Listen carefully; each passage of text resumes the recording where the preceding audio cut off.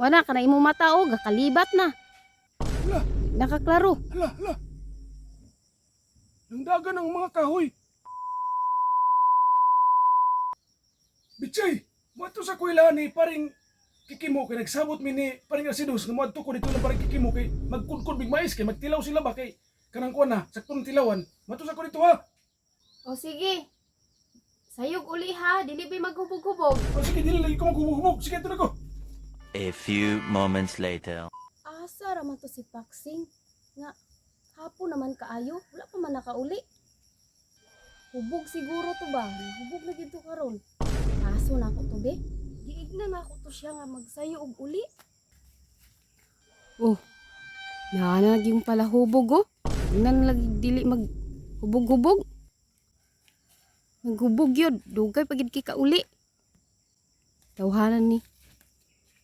Oh, sus. Basta lagi ka ni siya makalakaw. Oh. Na.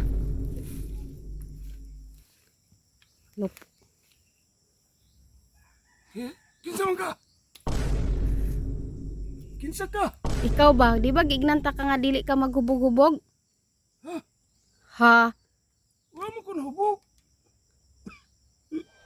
Unsa man dili mong gibuhat? Naginom. Inom igna magsayog uli, wag gyud na kasayog uli. Wala ka na imo mata o gakalibat na. Hala, Nakaklaro. hala. Nangdagan ang mga kahoy. Nangdagan ang mga saging. Nawa na gyud ning tawhanan ni. Hala, nangdagan na sila tanan. Lang mga balay nangdagan. Na, tanata mauli na ta sa balay. Hindi ko. Pabuton lang ako nga magi diri ang atong balay. Ay na.